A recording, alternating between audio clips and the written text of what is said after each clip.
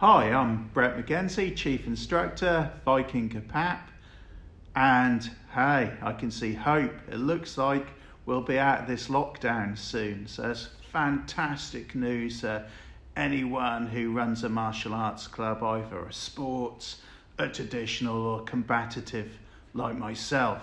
So anyway, what I'm going to do is, if you want to learn self-defense, I'm going to give you a guide to finding the right club. Now, there's some fantastic combative clubs out there, but then there's some out there that really suck. And this is where you've got to kind of keep your eye out for it.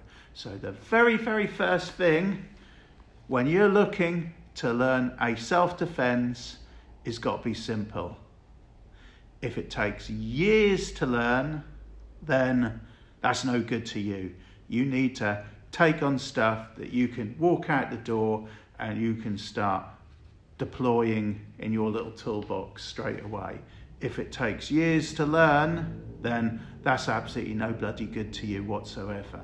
Okay, so keep away from anything that's overcomplicated. 2, be careful what you watch on YouTube. Now, there's a lot of flash stuff going on out there, and do your homework first. Don't just go along to a club on the basis you've seen something cool on YouTube. And certainly if you see them doing silly stuff like kicking people with knives, or it looks too neat and static, then keep away from it. Yeah, real violence is not pretty, and if it looks neat and boxed up like a martial art, then keep away from it. The next one is competition. Competition is fantastic. Sports-based martial arts, brilliant. I come from originally a Muay Thai background, and that's brilliant. Teaches gets you fit, teaches all your striking ranges, everything like that, but it's competition. Competition is based around matching equal opponents. So they'll be equal size and they'll be an equal skill level in a scenario where you're protected by a referee and you are fighting for rounds. Now, competition and rules are based to stop people from getting seriously injured. Now then, real life, it doesn't work like that. So, automatically, it's highly likely that the person who's attacking you is bigger, stronger, faster, quicker, fitter than you, and there might be more than one of them. And on top of that, potentially they could be carrying weapons. So, does sports-based competition teach you that? No.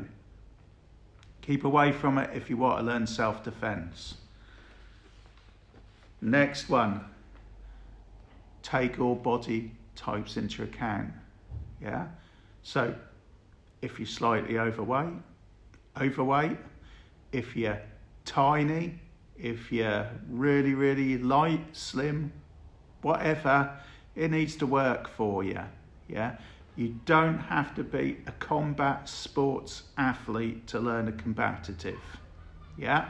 It's all about the mindset and deploying a few simple tools and a bit of practice. Yeah. So don't get confused with that. You don't have to be Superman or whatever to do a combative. Certainly not. Picking a system that every technique you see works on the basis of compliance.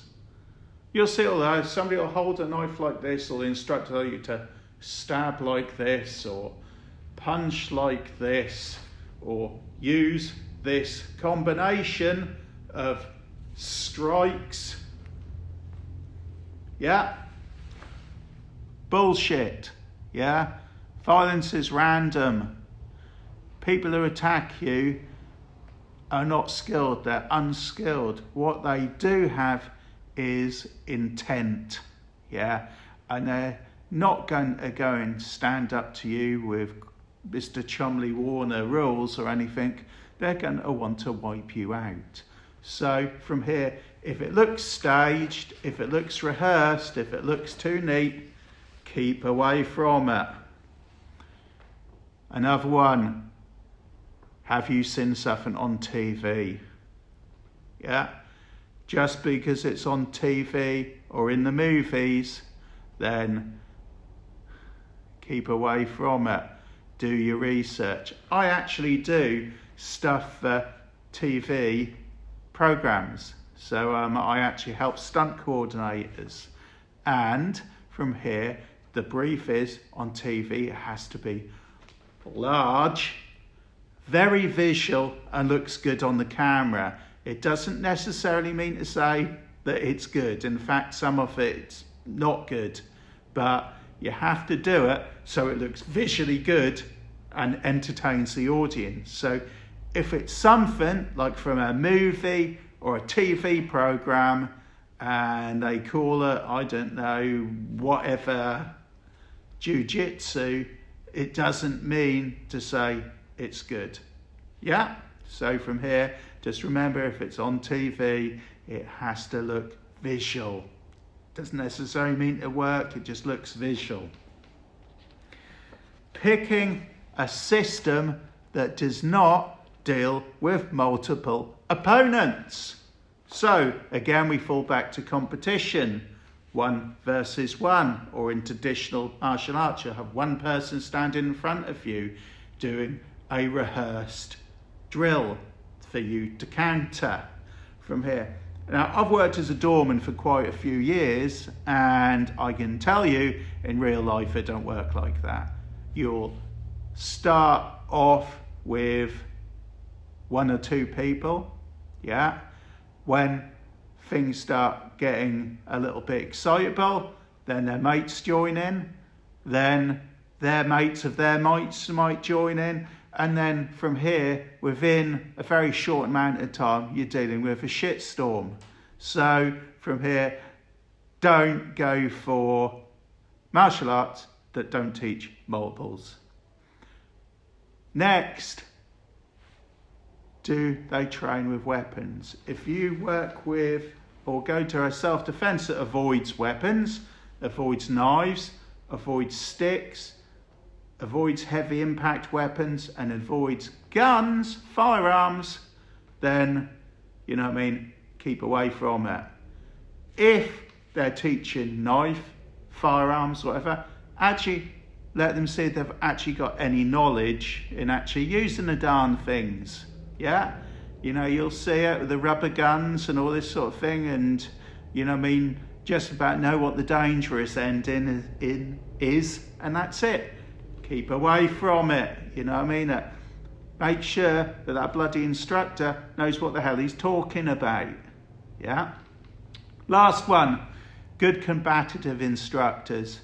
They are not, or most of them are not going to be easy on the eye. They are also not going to be tactful, yeah? And a lot of times the marketing sucks, yeah? If it's too flash, if it's too bloody neat, yeah? If they're offering you a load of free stuff, you know, get your free download brochure, get your free t-shirt, bloody, bloody, bloody, bloody, and you kind of get that suspect feeling it's a little bit too selly, then keep away from it, yeah? The good ones are normally the more silent ones. Me, I'm actually forcing myself to do this because personally I hate doing video stuff, but I need, this day and age, I have to do it. You know what I mean? Lots of guys, they know they have to do it, they don't like to, but there are some absolute gems out there. So what you need to do is you need to do your homework. Finally, don't just go for a name. You know what I mean, that people might hear of this system, you know, it might sound like the son who said that it's not on TV, it's the most badass system, and that's the only thing you've heard of. There, do your bloody homework, have a look around. There's some fantastic combatives out there that are not amalgamated to what I call a brand.